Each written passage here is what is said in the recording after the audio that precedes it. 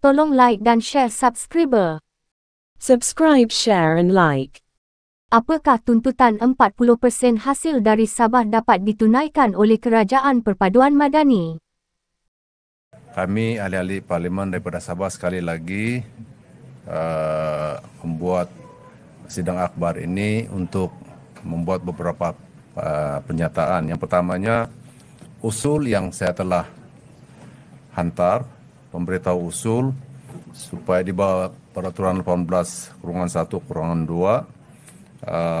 meminta supaya Warta Kerajaan Persekutuan, Perintah Perlembagaan Persekutuan, kajian semula pemberian khas di bawah perkara 112D Negeri Sabah 2023 supaya dapat dibahaskan pada pagi tadi untuk memberi peluang pada Kerajaan Persekutuan memberi penjelasan apakah formula yang telah digunakan untuk mencapai kuantum yang telah diberikan, yaitu contohnya pada tahun ini 300 juta. Oke. Sebab 112D dalam perkara 112D dalam perlembagaan persekutuan ini adalah pelaksanaan di antara perkara yang ada kaitan dengan perkara 112C dan juga section 2 kurungan 1 bab 4 jadwal ke-10 perlembagaan persekutuan, ya. Tapi dia ditolak. Jadi ini penolakan dia. Usul itu ditolak dengan alasan bahwa pemberitahu usul saya itu kurang daripada 24 jam. Jadi memanglah kurang 24 jam sebab yang ini pun dibentangkan pada jam 10 pagi semalam. Ya, dan memanglah saya hantar tengah hari dan ya memang kurang daripada 24 jam, itu sebab saya minta petua daripada Tan Sri Speaker tadi bagaimana kita menangani perkara sedemikian rupa di mana dia memang kurang daripada 24 jam, ya. Tapi kita mengucapkan terima kasih kerana yang pertamanya dia lebih kurang bersetujulah satu perkara ini kita akan bawa dan akan di dalam jawatan kuasa pilihan khas Parlimen mengenai keuangan dan ekonomi akan dijemput daripada Kementerian Keuangan untuk beri penjelasan terperinci tentang formula yang telah digunakan. Dan pada ketika itu kita akan jemput juga ahli-ahli Parlimen daripada Sabah untuk mendengar dan juga memberi pandangan lah. Itu yang pertama. Yang kedua, dia juga bersetuju supaya ada peluang dalam masa yang akan datang supaya ini dapat dipertimbangkanlah, dibahaskan. Sebab ini adalah satu perkara yang sangat penting. Yang kedua, kami ahli Parlimen daripada Sabah, kami pun sangat-sangat prihatin dan kami sangat terkejut dengan perkara ini sebenarnya. Sebab warta ini samalah dengan warta yang telah dibentangkan pada tahun 1971, yaitu satu warta yang mewartakan, satu gazet mewartakan tentang kuantum pemberian khas Sabah itu di bawah artikel perkara 112C, ya. Jadi kami sangat khawatir yang ini akan menjadi presiden. Dia buat begini saja. Dan dengan itu maka hak Sabah untuk mendapatkan 40% daripada jumlah pungutan hasil persekutuan di Sabah itu ditiadakan begitu saja. Sehingga kan status hak Sabah itu dipersoalkan, ya. Jadi dengan itu kami telah bersetuju di kalangan kami ahli Parlimen. Kami akan menghantar satu memorandum kepada Yang Berhormat Ketua Menteri Sabah meminta jasa beliau untuk menubuhkan satu majlis perunding pelaksanaan Janjian Malaysia tahun 63 yang melibatkan semua ahli Parlimen, ahli Dewan Undangan Negeri dan senator tidak kira parti. Sama ada dia di dalam kerajaan ke pembangkang, semua wakil-wakil rakyat. Dan kami minta juga supaya majlis perunding ini dapat bermesyuarat sebelum mana-mana persidangan Parlimen supaya kami dapat mendapat peluang untuk memberi pandangan kami dan boleh diambil kira di peringkat kerajaan negeri dan juga di peringkat persekutuan lah pada rakan-rakan kami yang ada di kabinet, ya. Sebab kadang-kadang kami di sini bersuara tetapi di peringkat kerajaan negeri kaki tangan dia kadang-kadang dari segi mereka melaksanakan ada yang ada dia punya tidak kesampaian lah apa yang kami hasratkan, ya. Jadi itu yang saya ingin nyatakan. Barangkali rekan-rekan saya ingin memberikan sesuatu. Silakan. Saya harap boleh dengar ya.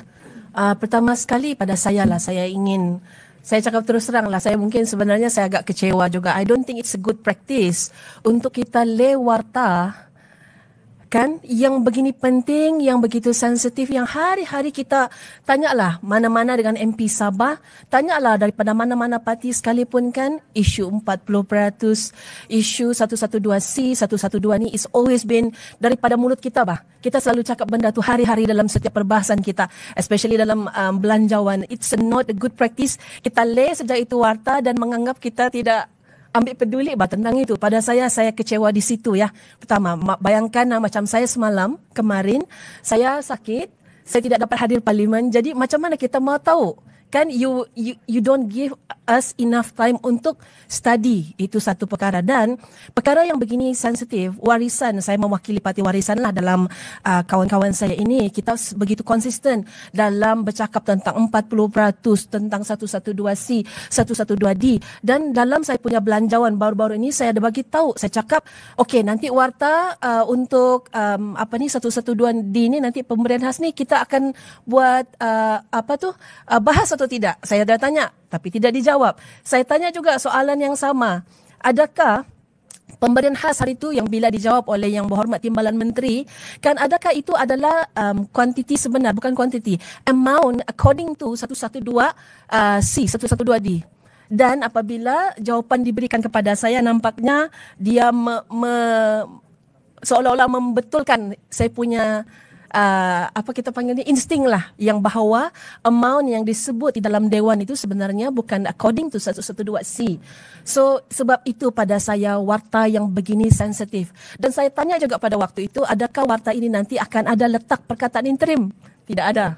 So benda-benda begini is very sensitive to us. Tanyalah daripada di kalangan kami ni, sangat sensitif. Jadi saya minta akan ada assurance ya daripada federal nanti, Kerajaan Persekutuan, bahawa warta begini penting akan dibahaskan ya, sebab sekarang ini formula kita tidak tahu ni dari mana. Formula 40% ni dari mana datang. Kita sebagai ahli-ahli parlimen kita tidak tahu. Kita mau tahu sebab tugas kita untuk tahu dan tugas kita untuk bagi tahu kepada orang Sabah, kepada negeri kami negeri kami macam mana, dan kita pertahankan. Kami ni di sini ni untuk mempertahankan. So saya harap nanti ada assurance bahawa warta yang sebegini penting ini nanti dibahaskan lah. Ya, saya rasa semua kita mau bahas dan semua kita juga mau tahu. Terima kasih. Terima kasih pada para pemberita rekan-rekan. Berkaitan dengan tentang 40% Sabah, masa dalam parlimen, sesi penggal yang lalu saya telah memberi tekanan yang kuat terhadap perkara ini karena kita tahu kita sudah lama ketinggalan. Perkara ini sangat penting untuk Sabah. Itu adalah janji yang telah diberikan kepada pemimpin-pemimpin kami yang terdahulu. Jadi bila kita melihat warta yang sebegini yang diletakkan di atas meja dan menganggap kami semuanya bersetuju dengan begitu saja, ini adalah terang-terang satu penghinaan bagi saya sebagai seorang MP. Saya tidak akan terima jumlah yang diberi ini. Saya tidak akan terima. Saya tolak walaupun sudah dinyatakan inilah warta kerajaan. Saya dengan sekeras-kerasnya menolak warta ini karena ini tidak adil kepada rakyat Sabah yang sudah lebih 60 tahun di dalam negara ini. Setiap tahun Kerajaan Persekutuan dan Malay Petronas mengambil lebih daripada 60 bilion hasil. Lebih daripada 60 bilion. Ini belum masuk semua agensi-agensi Kerajaan Persekutuan terima hasil di negeri Sabah. Yang dikembalikan kepada kita baru 6 bilion. Saya sudah berkali-kali kata, tidak boleh demikian. Jadi yang kali ini pun kita melihat federal ada uang yang banyak. Lebih 90 lebih bilion. Tetapi tidak mau kembalikan 40% cukai daripada Sabah. Cukai di Sabah kurang 4 bilion, 5 bilion. Kurang, kalau 40% pun baru 2 bilion lebih. Kenapa daripada 90 lebih bilion ini tidak dibayar dulu kepada negeri Sabah? Dan kemudiannya sekarang semua kampung dapat 100 ribu. Kita terima kasihlah kepada inisiatif kerajaan. Tetapi pada anggapan saya Semenanjung ini sudah begitu maju ke depan. Bayar dulu apa yang terhutang kepada Sabah. Kita ketinggalan ke belakang. Sabah, Sarawak. Kalau kena bagi 100 ribu, Semenanjung dapat lebih kurang 2 bilion. Sabah dapat 500 juta. Sarawak lebih kurang 600-700 juta. Kita akan sentiasa ketinggalan. Jadi sebab itu kita mau supaya perkara ini berkenaan dengan pemberian khas dan juga 40% itu kerajaan persatuan mesti laksanakan. Jangan tipu kami lagi. Itu saja bagi saya. Terima kasih sahabat-sahabat daripada semua agensi berita. Saya sebagai wakil rakyat yang baru lah, walaupun baru tetapi saya paham berkenaan dengan tuntutan Sabah, perjanjian 63 terutama sekali kepentingan 40% daripada pungutan cukai di Sabah ini merupakan satu asas ataupun satu tuntutan yang seolah-olah tiada penghujung bagi kami di Sabah. Walaupun kita nampak dari segi penghasilan kerajaan pusat itu memadai untuk menunaikan apa yang telah termaktub dalam perjanjian 1963, tetapi sehingga sekarang masih diabaikan dan perkara yang terbaru apa yang kita nampak tiba-tiba diletakkan satu pewartaan. Bila disebut pewartaan ini bermakna ia adalah satu persetujuan bersama ataupun satu undang-undang yang telah diluluskan di dalam parlimen. Dan dalam pewartaan ini telah disebutkan jumlah-jumlah tertentu sehingga 2027 yang mana perkara ini tidak dirunding di dalam parlimen dan terus diletakkan di atas meja dan diwartakan. Jadi sebagai wakil rakyat dan bersama-sama dengan sahabat-sahabat wakil rakyat ahli parlimen yang lain daripada Sabah, saya rasa perkara ini perlu dibincangkan semula walaupun telah diwartakan, tapi kita di dalam parlimen sentiasa terbuka untuk membincangkan semula. Itu yang pertama. Dan usul yang telah ditolak ini kita harap supaya usul tersebut untuk membincangkan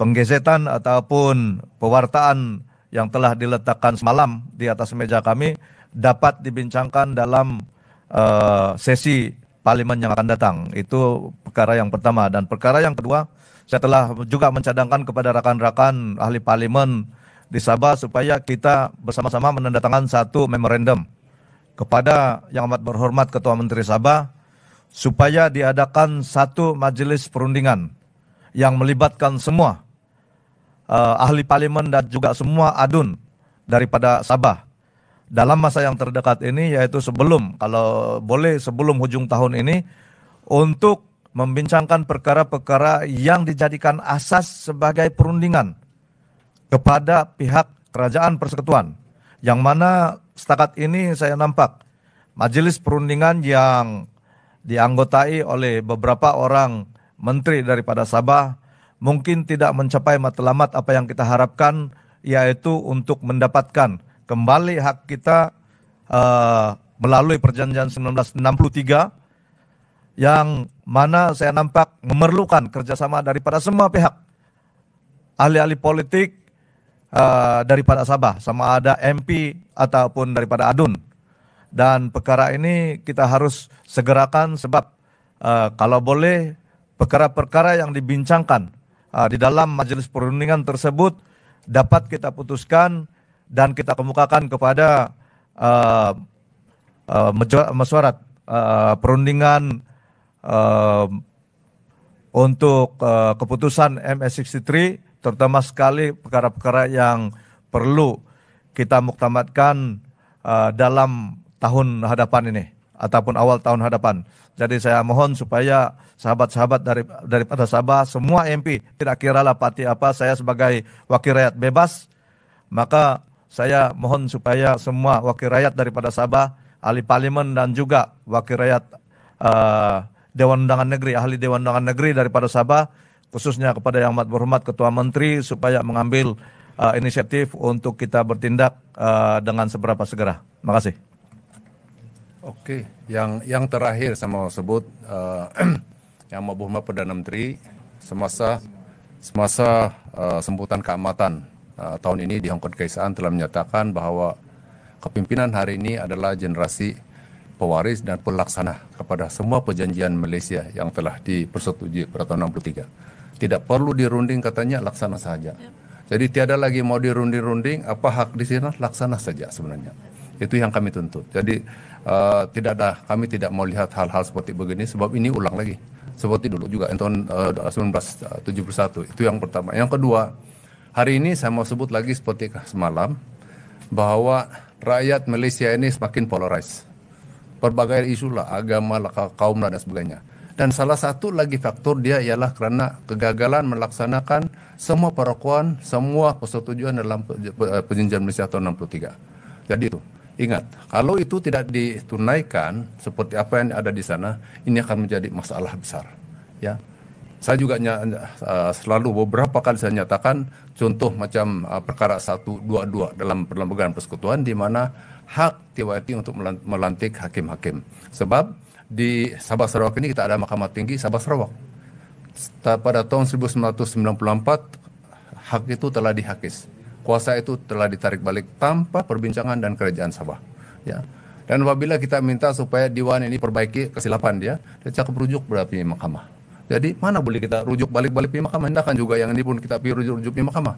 Sampai bila?